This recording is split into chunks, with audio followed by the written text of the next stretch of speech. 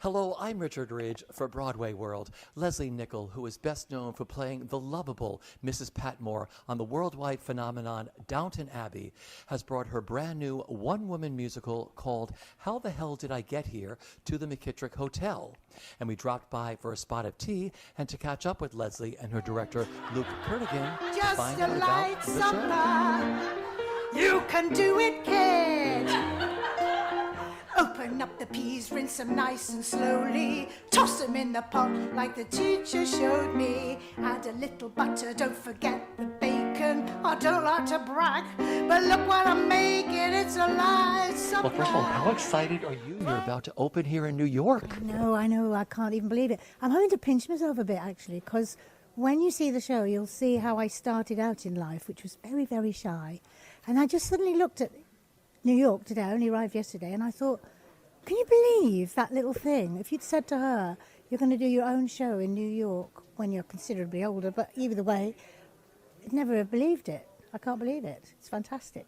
So how did you decide to put this whole beautiful show together? Well, it was the weirdest thing. I was living in Los Angeles with my husband and my two dogs not many years ago, and we became friends with a very, very successful songwriter called Mark Muller.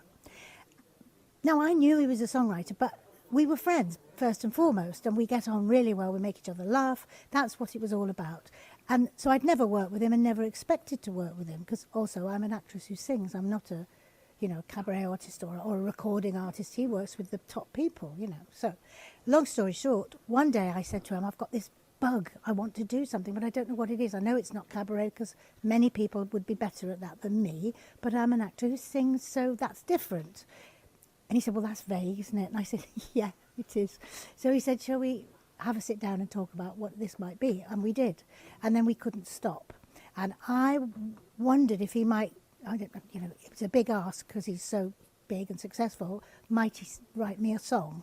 Maybe, because that would be a fabulous thing to have. Well, once he got going on this, he couldn't stop, and he's written me 10 original songs. And the bit I love about this is that not only did he absolutely get on board with me, and it's a complete double act, we've co-written it, lyrics and everything. I mean, we've done it together.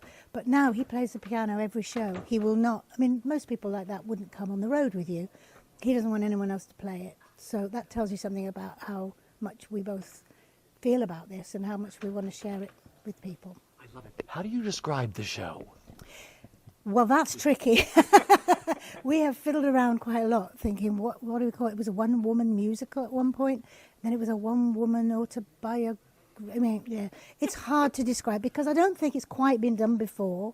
It is my story. I tell people stuff that's happened to me, but it is specifically and categorically designed to make you sit there and think about how the hell you got here. It really is. It's not the Lesley Nicol show. It was never meant to be. I can think of nothing I'd be less interested in. It's meant to be about being a human being, having highs and lows. We're all the same in that, regard, aren't we? You can't get away with missing out on either of those things. Stuff happens. I talk about some of my stuff, but my favourite thing that happened in Chicago, because we just did a little run there, was 4 drag queens came. Not in drag, sadly. But one of them said to my producer afterwards, he said, I've just sat with Lesley for just over an hour, and I've just sat and cried with her, and I've just seen my entire life in front of me. That is what we want this to be. And I think that's what it is. At this new school, I was doing French and English, and I decided to do a basic cookery course. Though I didn't really give a shit about cooking. I suppose I just thought, well, I'll have to fend for myself sooner or later. And, well, you never can tell. Maybe one day, who knows? I might need it for a part. So, a few months later, it's time to do my first cookery exam. We're all in the kitchen together, and I'm feeling okay, because I've done my homework, and I'm ready for this. So, you were given a situation. You had to create a menu and make the food within a restricted time. And I thought I'd get, an afternoon tea for the vicar or a cooked breakfast for your mum and dad. But no. No, what did I get? Yeah. A light supper for an invalid. So on that basis, I decided to knock up a ham omelette with some peas and a nice egg custard for dessert.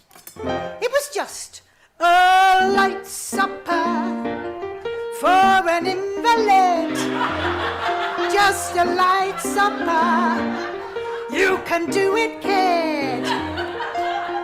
Open up the peas, rinse them nice and slowly. Toss them in the pot like the teacher showed me. Add a little butter, don't forget the bacon. I don't like to brag, but look what I'm making. It's a light supper for an invalid. Just a light supper, nothing to it, kid. Take an egg or two, time to make my omelette. Gotta cook 'em well, hate to see 'em vomit. Next I add the salt and a hint of Tabasco. Thinking to myself, this is just a fiasco. It's a light supper for an invalid. Just a light supper. Knew you could do it, kid. But it's also a great thing because people come, they have tea and these beautiful sandwiches. I mean, this is like a high tea. I know. Then they get to see your show. Well, you get to eat as well. What could be wrong with that? And this is a very exciting, intimate venue. I mean, the place we were in Chicago was also, but this is even smaller. And I think it will really work with what we're doing because it's really me and them. It's the audience and me. And it will be different every night. And I think that'll be fantastic in here. You are known to millions of people, millions and millions of fans around the world. What has being a part of Downton Abbey and, of course, playing Mrs. Patmore meant to you personally and professionally, and how it's changed your life? How long have you got? As long as you have. All I can tell you is it's been enormous. It's been life-changing personally and professionally. I mean, I wouldn't be doing this show here now in America if I hadn't have done Downton Abbey. I mean, I've been working for 47 years, but this put me in a different sort of place in the world because people know who I am, and they didn't before. In England, they kind of went, oh, I know, yes, I think so, but this gave me a different sort of profile.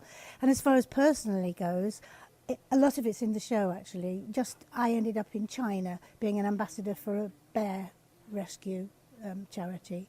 That, to me, was life-changing. And they thanked me for being part of it, but I can't thank them enough because I went backstage at a bear sanctuary and I can actually help them out because apparently 160 million people watch the show there. So people actually know who I am.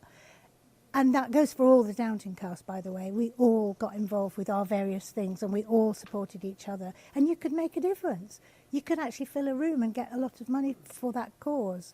And what could be wrong with that? Do you know what I mean? We're doing the job we love and we can help out in that way.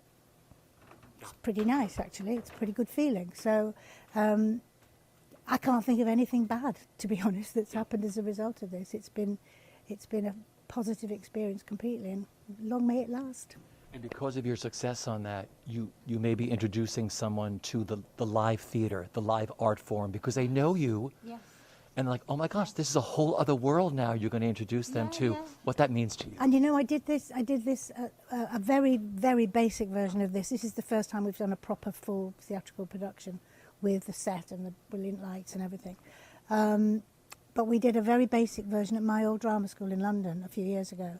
And there were students there, and it actually really does work very, very well for kids who are about to enter this world because it gives a very real account of what it's like. It's not, well, you know, it's not always going to be easy. Sometimes it's fabulous, sometimes it's horrible. You get rejected, you get this, you get that. Sometimes it's funny, and all of that is in the show. And it's not just, by the way, about being in show business, this show. It's about, as I say, about being a human being. But for youngsters, I think it's an honest account of what happens. But by the way, it came good rather late in life, which is kind of inspiring and encouraging, I think. Finally, you're sitting on your beautiful set here at the McKittrick Hotel, gorgeous hotel. What's going through your mind?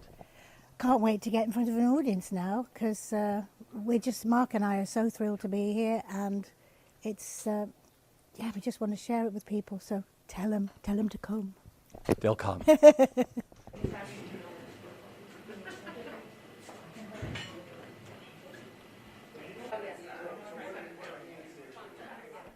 Luke, how excited are you getting ready to bring this one-woman musical to New York?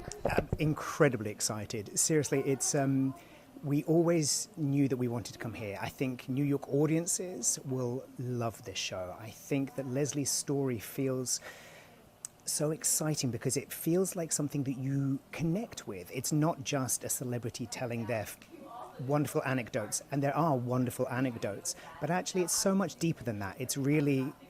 It's about a woman's journey through life, and I think everyone connects with different aspects of this show, and it is laugh out loud funny. You get tears in your eyes. I mean, I cry. There are certain moments that still I get a little bit teary-eyed at, and yet I still laugh throughout all of it as well. It's a very beautiful piece of theatre.